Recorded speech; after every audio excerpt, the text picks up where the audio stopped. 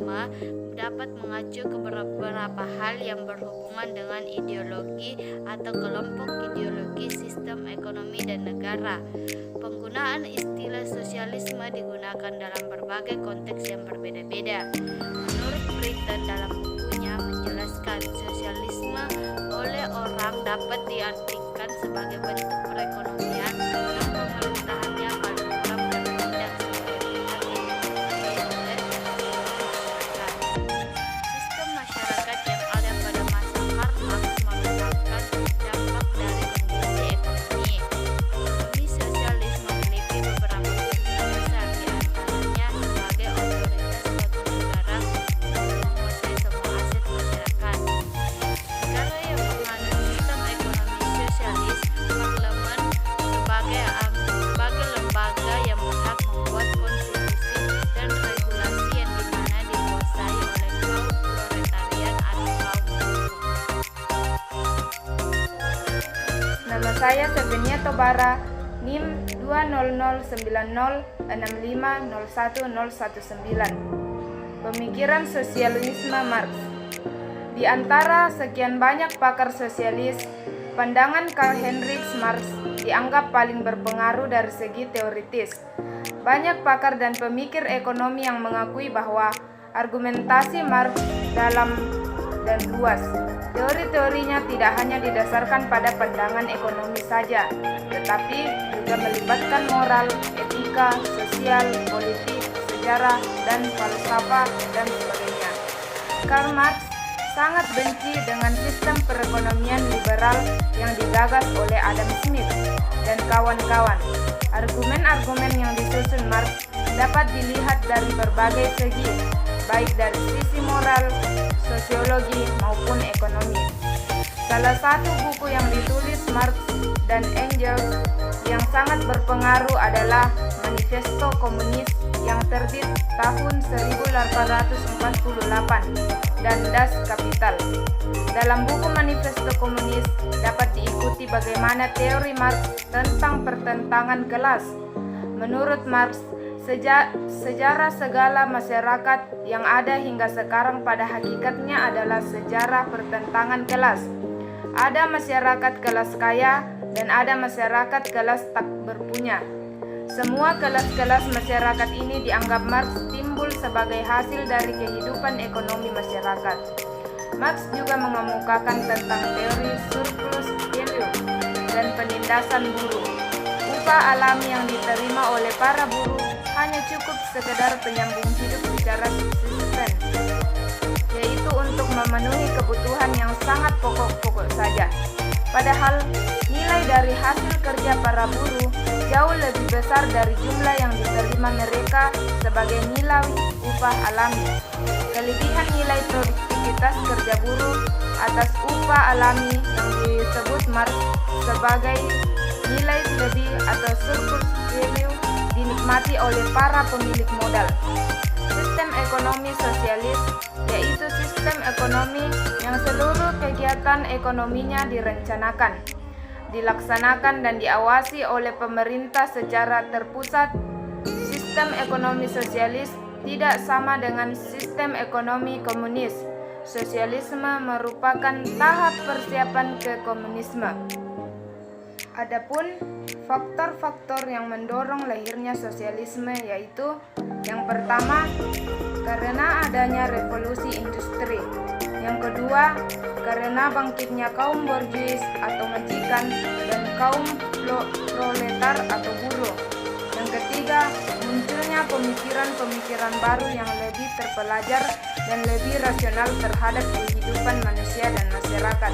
Dan yang keempat, adanya tuntutan berlakunya demokrasi dari hasil revolusi Prancis.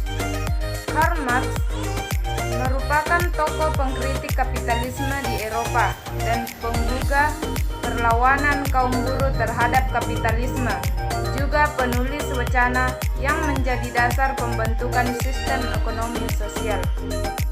Assalamualaikum warahmatullahi wabarakatuh. Perkenalkan, nama saya Umi Sujarti, jurusan Ekonomi Pembangunan. Kelas B ingin menjelaskan tentang materi kelebihan kekurangan sistem ekonomi sosialis.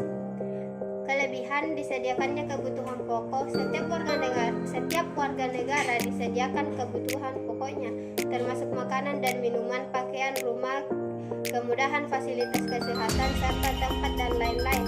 Setiap individu mendapatkan pekerjaan, dan orang-orang yang lemah serta orang yang cacat fisik dan mental berada dalam pengawasan negara. Didasarkan oleh perencanaan negara, semua pekerjaan dilaksanakan berdasarkan perencanaan negara yang sempurna. Di antara produksi dengan penggunaan. Dengan demikian, masalah kelebihan dan kekurangan dalam produksi seperti yang berlaku dalam sistem ekonomi kapitalis tidak akan terjadi. Produksi dikelola oleh negara, semua bentuk produksi dimiliki dan dikelola oleh negara. Sedangkan keuntungan yang diperoleh akan digunakan untuk kepentingan negara. Pemerintah lebih mudah mengendalikan inflasi, pengangguran dan masalah ekonomi lainnya. Pasar barang dalam negara berjalan lancar. Pemerintah dapat turut campur dalam hal pembentukan harga, relatif mudah melakukan distribusi pendapatan, jarang terjadi krisis ekonomi. Kekurangan, sulit melakukan transaksi, tawar-menawar sangat sukar dilakukan oleh individu yang terpaksa mengorbankan kebebasan pribadinya dan hak terhadap harta mutlak pribadi hanya untuk mendapatkan makanan sebanyak 2 kali. Jual beli sangat terbatas. Demikian pula masalah harga juga ditentukan oleh pemerintah.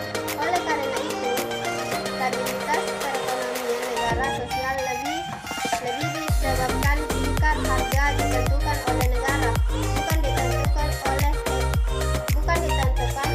mekanisme pasar. Bismillahirrahmanirrahim. Assalamualaikum warahmatullahi wabarakatuh. Perkenalkan, saya Nur Ibni dengan NIM 1996 142028. Pada kesempatan kali ini saya akan menjelaskan terkait pemikiran ekonomi sosialisme Marx. Dalam pemikiran ekonomi sosialisme, Marx memiliki prinsip dasar. Prinsip dasar sistem ekonomi sosialis dalam setiap sistem yang ada, baik itu sosial maupun politik, memiliki sebuah prinsip yang dipegang sebagai suatu acuan yang tetap menjaga eksistensi dari sebuah sistem tersebut. Begitupun sistem ekonomi sosialis yang memiliki beberapa prinsip sebagai berikut. Yang pertama, dalam sistem ekonomi sosialisme mempunyai beberapa prinsip dasar sebagai berikut. Pemilik harta oleh negara, seluruh bentuk produksi dan sumber pendapatan menjadi milik masyarakat secara keseluruhan. Hak individu untuk memiliki harta atau memanfaatkan produksi tidak diperbolehkan.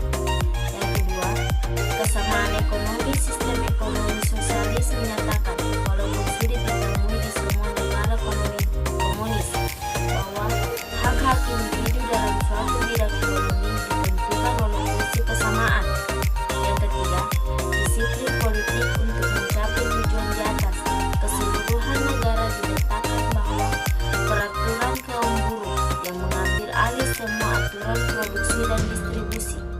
Kebebasan ekonomi serta hak kepemilikan harta dihapus. Aturan yang diberlakukan sangat ketat untuk lebih mengefektifkan praktik sosialisme. Marx membedakan fase sosialisme dengan komunisme penuh atau lengkap. Dalam fase sosialisme, produktivitas masih rendah dan kebutuhan materi belum terpenuhi secara cukup. Sementara itu, dalam fase komunisme, penuh produktivitas sudah tinggi, sehingga semua kebutuhan materi sudah diproduksi secara cukup. Sosialisme merupakan tahap persiapan ke komunisme. Komunisme merupakan tahap akhir perkembangan masyarakat.